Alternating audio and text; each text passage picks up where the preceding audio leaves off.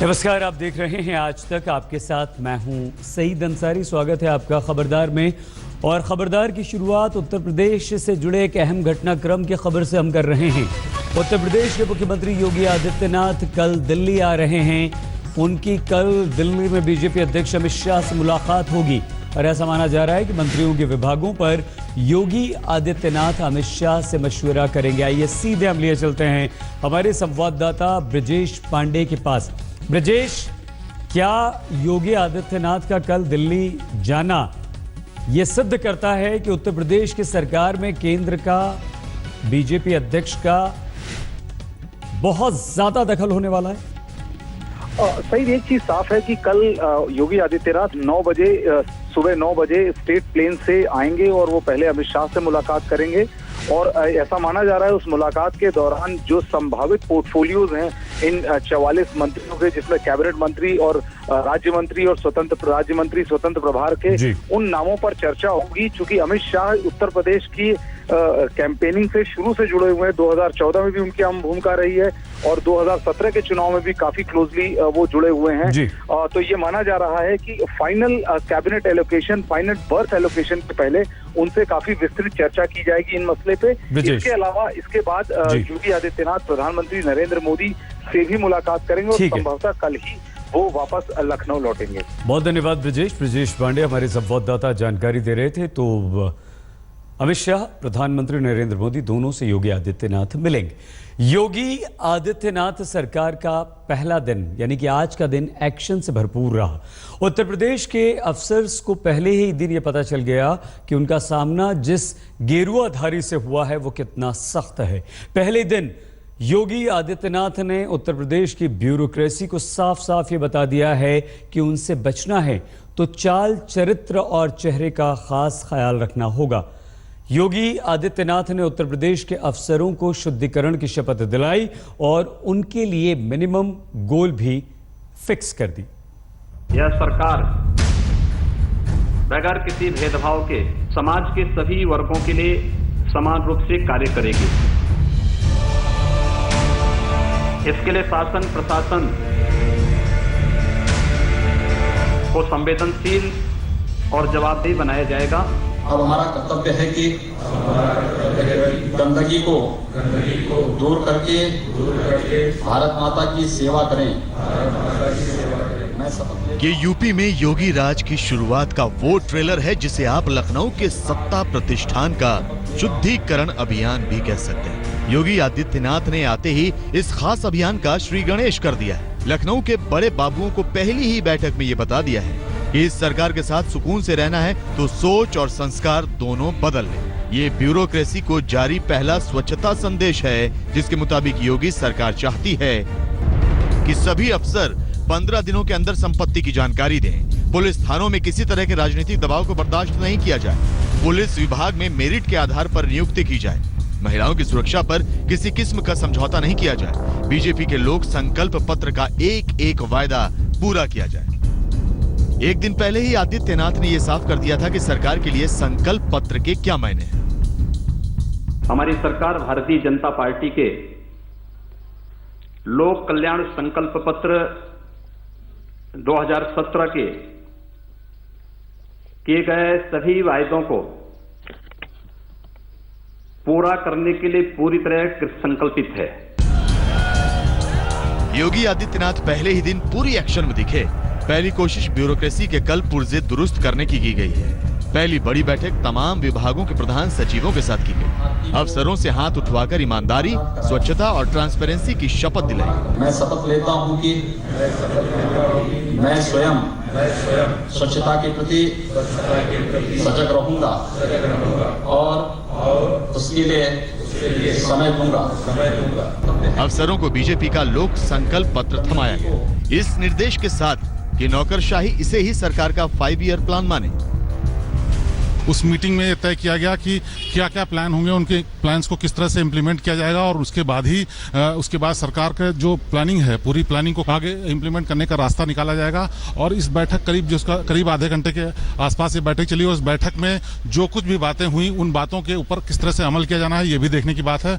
और सरकार अब इसके बाद जो यहाँ सरकार है काम करना शुरू करेगी और सरकार जो पहली कैबिनेट बैठक करेगी उस बैठक में जो इसमें प्लानिंग की गई है उन प्लानिंग के तहत योजनाओं को लागू किया जाएगा और सरकार अपने वादों को पूरा करने की कोशिश करेगी। योगी आदित्यनाथ बीजेपी के संकल्प पत्र को लेकर कितने संजीदा हैं इसका सबूत भी देख लीजिए। सीएम से बैठक के बाद अफसर बाहर निकले तो सबके हाथों में बीजेपी का केसरिया संकल्प पत्र चमक रहा था, कहीं ऊपर तो कहीं नीचे। यानी कि यूपी के अफसरों के लिए आज से ये संकल्प पत्र ही उनका बाइबल, गीता और कुरान सब कुछ है। योगी ने अफसरों का फ्यूचर टास्क भी तय कर दिया है। अफसरों से कह दिया गया है कि संकल्प पत्र के एजेंडों को पूरा करने का कंप्लीट प्लान तैयार करें। डिटेल के साथ ये बताएं कि सरकार अपने वायदे कैसे पूरा कर सकती है। अफसरों से उनके विभागों के पिछले प्रोग्राम का स्टेटस रिपोर्ट भी मांगा गया है। योगी सरकार पुराने कार्यक्रमों की समीक्षा भी करेगी। इन्हें जारी रखा जाए या बंद किया जाए इसका फैसला भी फौरन होगा। लेकिन योगी सरकार के एजेंडे पर सबसे ऊपर है कानून व्यवस्था, जिसकी चुनौती पहले ही दिन यूपी के 2 हिस्सों में 2 हत्याओं से साफ हो गई। उत्तर प्रदेश में कानून व्यवस्था की स्थिति देश में सबसे अच्छी होगी, आप ये विश्वास रखिए, क्योंकि हम अपराधी को किसी भी तरीके से क्षमा करने वाले नहीं है। अपराधी को अपराधी मान करके कार्रवाई करें। लखनऊ में नई सरकार की मौजूदगी यहाँ के माहौल में पहले दिन से दिखने लगी है। शुद्धिकरण सिर्फ अफसरशाही का नहीं, सीएम रेजिडेंस का भी हो रहा है। कुछ तस्वीरें बाहर से दिख रही हैं तो कई तस्वीरें आने वाले दिनों में आपको दिख सकती हैं। तरह तरह के धार्मिक अनुष्ठान, यज्ञ, पूजन, हवन की तैयारी है। खबर यह भी है कि कैंपस में शिव मंदिर भी बन सकता है। हमारे मन में ये हम लोग की शंका होती है कि ये मकान किस तरह से बना है, नहीं बना है, वास्तु के हिसाब से ये शुद्ध है कि नहीं है, उससे वास्तु के हिसाब से शुद्धिकरण की हम लोग में अपने शांति के लिए, विश्वास के लिए पूजा कराया जाता है। योगी आदित्यनाथ ने अपने स्टाइल से बैटिंग शुरू कर दी है। पहली गेंद से बाउंड्री लगाने की कोशिश हो रही है। फिलहाल तो पिच सपाट दिख रहा है, रन बनने तय हैं, लेकिन योगी आदित्यनाथ को सतर्क रहना होगा। पिच पर गेंद कब घूमने लगे इस बारे में कोई कुछ नहीं जानता। कुमार अभिषेक के साथ शिवेंद्र श्रीवास्तव, लखनऊ, आज तक।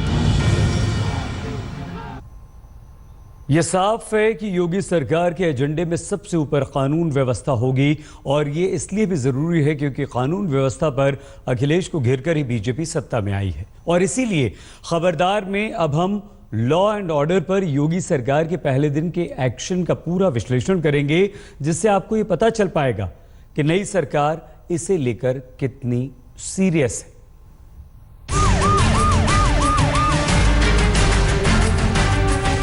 कानून भी है, पुलिस भी है, थाने भी है, फिर भी स्थिति बेहाल है।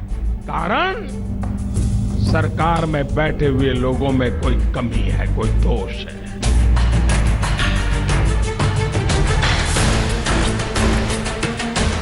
प्रशासन हड्डी पसली इनकी तोड़ करके ठीक करेगा, अंदर करेगा जेल के अंदर। इनकी जगह जेल होनी चाहिए।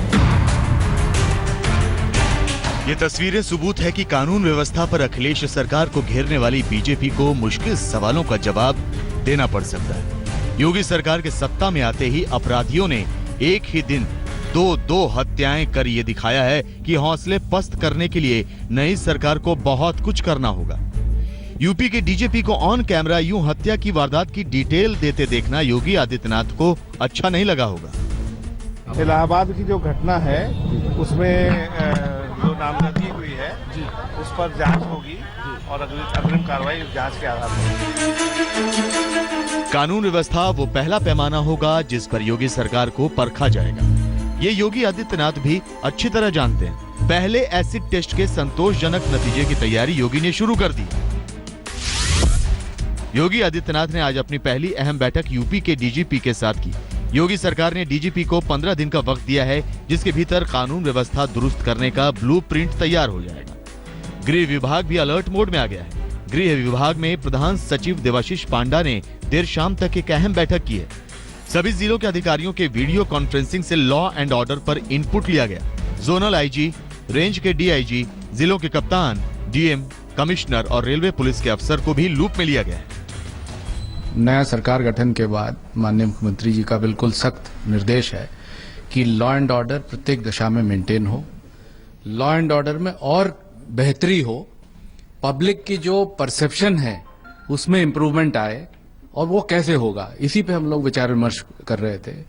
तो सभी जिलाधिकारी और एसएसपीज और जो वरिष्ठ अधिकारी हैं उनसे कहा गया है कि इसमें किसी प्रकार की शिथिलता नहीं बर्दाश्त की जाएगी। ये स्पष्ट मैसेज है फ्रॉम द टॉप, और आप लोग एक प्लान के तहत काम करिए और परिणाम दिखाइए। योगी आदित्यनाथ ने आज तक से ऑफ कैमरा हुई बातचीत में ये माना कि कानून व्यवस्था उनकी पहली चुनौती होगी। सीएम योगी ने कई और अहम इनपुट दिए। योगी कैबिनेट की पहली बैठक 2 से 3 दिनों में होगी। किसानों की कर्ज माफी और बूचड़खानों को बंद करने पर पहली बैठक में बड़ा फैसला हो सकता है। लखनऊ से बाहर भी कैबिनेट मीटिंग करने पर विचार चल रहा है। इलाहाबाद में हर महीने एक बार कैबिनेट मीटिंग की जा सकती है। संसद सत्र से पहले लखनऊ में यूपी के सांसदों के साथ बैठक की योजना है। उत्तर प्रदेश में जनता तक प्रशासन पहुंचना चाहिए। जनता को एहसास होना चाहिए, खासतौर से हमारे गरीबों को, नौजवानों को, किसानों को, महिलाओं को, कि शासन का बदलाव में अंतर क्या होता है। ये प्रायोरिटीज की एक लिस्ट है जो हमारे संकल्प पत्र में दी गई है, और हम सब लोग उसका अध्ययन कर रहे हैं लगातार सुबह से रात तक, और हर विभाग के व्यक्ति को हम लोग एक टारगेट दे रहे हैं। तो उसके आधार पर करेंगे जो माननीय मुख्यमंत्री जी और निर्णय लेंगे। एक उनका विजन है, एक उनकी सोच है, उसके अनुसार कार्य आगे बढ़ेगा। योगी सरकार का एक्शन से भरपूर पहला दिन उम्मीदों से भरा रहा, लेकिन ये जोश जारी रखना होगा, तभी यूपी से किए वायदे पूरे होंगे। सिर्फ योगी के नहीं, मोदी के भी। उत्तर प्रदेश ने मुझे गोद लिया है, और जिन्होंने मुझे गोद लिया है वो उत्तर प्रदेश तो मेरा माई बाप है, मेरा माई बाप है। लखनऊ से शिवेंद्र श्रीवास्तव और शिव पूजन झा के साथ कुमार अभिषेक, आज तक। अब से बस थोड़ी देर पहले योगी सरकार के मंत्रियों की उत्तर प्रदेश के राज्यपाल राम नाईक से मुलाकात हुई है। पूर्व केंद्रीय मंत्री रहे राम नाईक ने उत्तर प्रदेश के नए नवेले मंत्रियों को गवर्नेंस के टिप्स दिए हैं। हमारी संवाददाता मौसमी सिंह ने उनसे ऑन कैमरा बातचीत की है। एक के बाद एक तमाम नेता जो हैं, जो आज कल तो अभिनेता बने हुए हैं, क्योंकि भाजपा की जिस तरह से भाजपा को प्रचंड बहुमत मिला है, कार्यकर्ताओं का तांता बिल्कुल नेताओं को ऐसे घेरा हुआ है कि जैसे वो खुद ही में सुपरस्टार हो। सर, क्या बैठक में क्या हुआ, क्या चर्चा रही? अभी कोई चर्चा नहीं हुई, अभी तो बस आपसी बैठक हुई है और सभी का कार्यक्रम उन्होंने किताब और ये प्रेजेंट में दी है। क्या दिया गया? सोवेनियर दिया आपको, मतलब वेलकम, स्वागत का सोवेनियर दिया है। अच्छा, राम नाईक साहब की किताब है जो कि दी गई है। और कुछ उन्होंने कहा खास? और क्या है, चाय नाश्ता हुआ, पानी। तो आप देख रहे हैं यहाँ पे जो मंत्री हैं वो लगातार आने और जाने का सिलसिला बना हुआ है। पिछले कुछ समय से हम लोग की लगातार नेताओं से बात हो रही है। सुरेश खन्ना साहब से कई बार हम बात कर चुके। सतीश जी, इस बार मौका नहीं मिला आपसे बात करने का। सुरेश खन्ना साहब से तो कल भी 3-4 बारी हो गई। क्या बैठक में क्या रहा खास? बैठक में एक परिचयात्मक बैठक थी। महामहिम श्री राज्यपाल जी के साथ सबका परिचय हो जाए, ये आवश्यक था, और मंत्रिमंडल के सदस्य भी एक दूसरे से परिचित हो जाए, केवल इसी संदर्भ में बैठक थी। सर, कुछ तय हुआ क्या प्रभार मिल रहा है आपको? सुरेश खन्ना साहब को क्या प्रभार? अभी इसका कोई निर्णय नहीं। प्रेफरेंस तो बता दिया ना। प्रेफरेंस नहीं है, प्रेफरेंस नहीं है, जो मुख्यमंत्री जी तय करते हैं। अच्छा होने जा रहा है। थोड़ी मेहरबानी होगी सर, शीशा नीचे कर ले। सर, क्या मुलाकात रही? ये परिचय मीटिंग थी राज्यपाल जी के साथ, और उसी पे हुई, तो एक तरह से चाय पे परिचय हुआ और उनके अनुभव का हम लोग ने आनंद लिया, और किस प्रकार से अच्छा शासन चले उसके बारे में उन्होंने हम लोग को थोड़ा सा अपने अनुभव के आधार पे बताया। कानून व्यवस्था को लेके कुछ नहीं, वो उन्होंने बताया कि वो उन्होंने जो काम किए हैं उससे हम लोग को कुछ सीख मिले, तो वो उदाहरण के माध्यम से हम लोग को समझाते गए। प्रभार के बारे में कुछ फैसला हुआ है? कब कैबिनेट? आप मान के चलिए कि 1-2 दिन में आ जाएगा, जल्दी आ जाएगा। यहाँ पर आप कीजिए बस थोड़ा सा इंतजार। क्या उत्तर प्रदेश के बूचड़खाने होंगे बंद और खत्म। इसका पूरा विश्लेषण कुछ ही देर। खबरदार में अब हम उत्तर प्रदेश की नई नवेली योगी सरकार के बूचड़खाना मुक्ति अभियान का विश्लेषण करेंगे, जिसने उत्तर प्रदेश में डर के साथ साथ कंफ्यूजन का माहौल भी पैदा कर दिया है। दरअसल चुनाव प्रचार में बीजेपी ने उत्तर प्रदेश में सरकार बनने पर पहले ही दिन बूचड़खाने बंद करने का वादा किया था और हुआ भी बिल्कुल वैसा ही। इधर योगी आदित्यनाथ ने उत्तर प्रदेश के मुख्यमंत्री पद की शपथ ली और उधर इलाहाबाद में 2 बूचड़खानों पर ताला लटकने लगा, जिसके बाद उत्तर प्रदेश में बूचड़खाना मालिकों और कर्मचारियों को डर सताने लगा है कि बूचड़खाने बंद हो जाएंगे तो बूचड़खानों से रोजी रोटी कमाने वाले कहां जाएंगे। लेकिन सवाल यह है कि क्या उत्तर प्रदेश से बूचड़खानों का खात्मा हो पाएगा? यहाँ पे हूँ, आ जाओ। यूपी के फायर ब्रांड मुख्यमंत्री योगी आदित्यनाथ हिंदूवादी के साथ साथ पशु प्रेमी भी गजब के हैं। वो रोज गौशाला जाते हैं, अपने हाथ से चारा खिलाते हैं।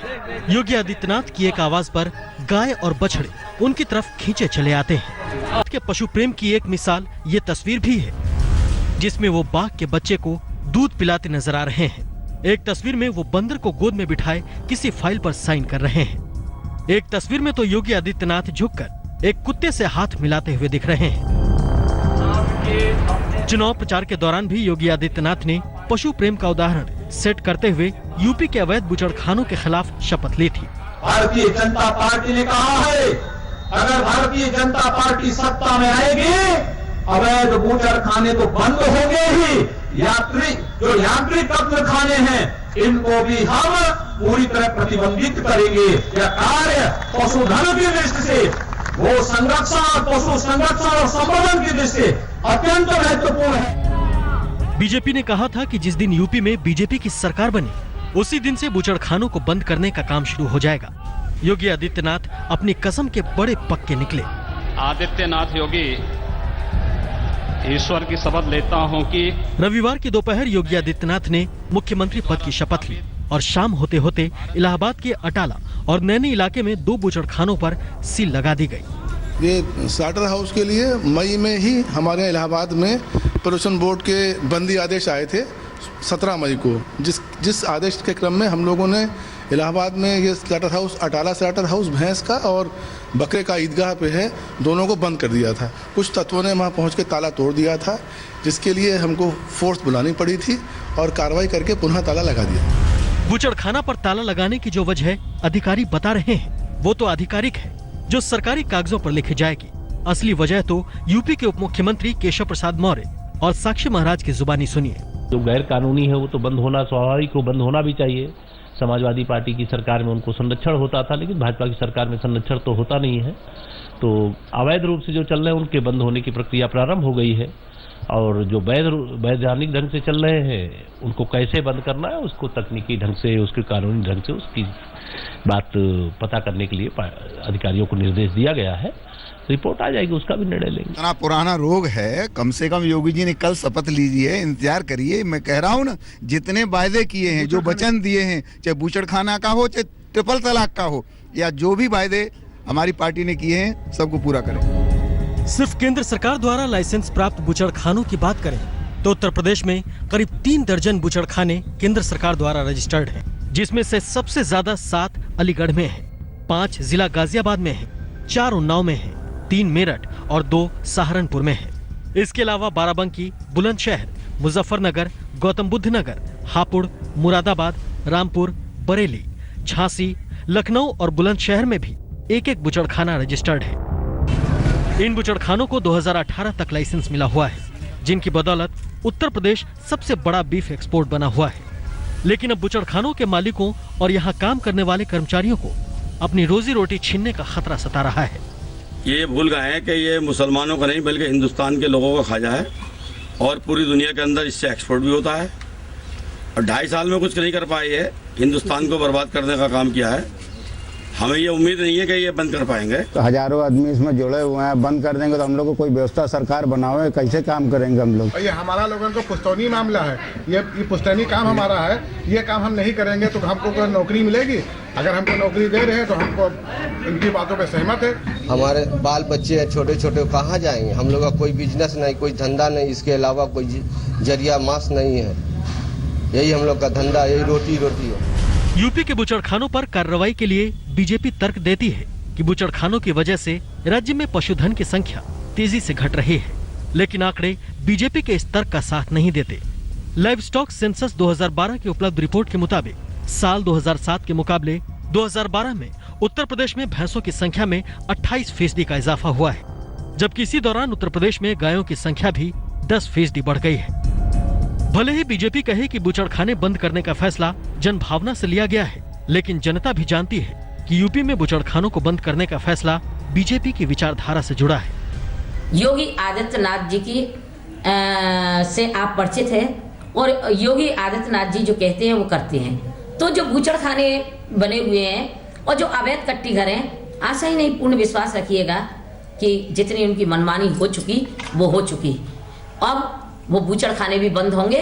और एक और चुनौती है कि अब तक इनकी इंतहा हो चुकी है, अब ये गौ माता को उठाएंगे या हमारे दूध देती भैंसों को काटेंगे, तो ये अपनी खैर समझ लें, इनको किसी भी कीमत पर बख्शा नहीं जाएगा। मैं ये मानता हूँ कि सरकार जो इस वक्त अवैध ये जो कट्टी घर और ये सब जो चल रहे हैं ये बंद होने चाहिए। सरकार के साथ मेरा बहुत ज़्यादा दिक्कत होती है यहाँ पर। गांव में व्यवस्था भी सही नहीं है, गांव की भी इसी की वजह से आज ज़्यादातर हमारे यहाँ पर बहुत परेशानी, बीमार लोग बीमार हो जाते हैं। बहुत धंधा मारा जाएगा कट्टी घरों से, बहुत मतलब आदमी काम करते हैं, रोजी रोटी है। बुचड़खानों के बुरे दिन लाने के फैसले को अमल में लाने की शुरुआत योगी राज में हो चुकी है, लेकिन सरकार को इस बात की गारंटी भी देनी होगी कि बुचड़खाने बंद होने से बेरोजगार होने वाले लोगों के बुरे दिन तो नहीं आएंगे। आज तक ब्यूरो। उत्तर प्रदेश में योगी राज की शुरुआत के साथ ही बूचड़खानों पर बैन की हवा बनने लगी है। अवैध बूचड़खानों पर तो एक्शन शुरू भी हो चुका है, लेकिन कंफ्यूजन ये है कि उत्तर प्रदेश में सिर्फ अवैध बूचड़खानों पर ही ताला लगेगा या लीगल यानी लाइसेंस लेकर चलने वाले बूचड़खाने भी बंद कर दिए जाएंगे। क्योंकि अगर लाइसेंस वाले बूचड़खाने बंद कर दिए गए तो दुनिया में बीफ एक्सपोर्ट का बादशाह बन चुके भारत को इसकी एक बहुत बड़ी कीमत चुकानी पड़ेगी। कैसे? आइए हम आपको कुछ आंकड़ों के जरिए बताते हैं। भारत दुनिया का नंबर 1 बीफ एक्सपोर्टर देश है। दुनिया भर में भैंसे के मीट एक्सपोर्ट का 20% सिर्फ भारत से ही एक्सपोर्ट होता है। उत्तर प्रदेश में भारत की 28% भैंसें हैं, यानी भारत में सबसे ज्यादा भैंसें उत्तर प्रदेश में हैं। भारत के 60% बूचड़खाने और मीट प्रोसेसिंग यूनिट्स अकेले उत्तर प्रदेश में हैं। तो ये आंकड़े बताते हैं कि अगर उत्तर प्रदेश को बूचड़खाना फ्री जोन घोषित कर दिया गया तो दुनिया में भारत के बीफ के बिजनेस पर कितना बुरा और कितना बड़ा असर पड़ेगा। और इसीलिए बूचड़खानों पर बैन के मुद्दे पर सिर्फ उत्तर प्रदेश के लोग ही कंफ्यूज नहीं हैं, बल्कि उत्तर प्रदेश की नई नवेली सरकार भी अभी इस सवाल पर खुद को फंसा हुआ महसूस कर रही है।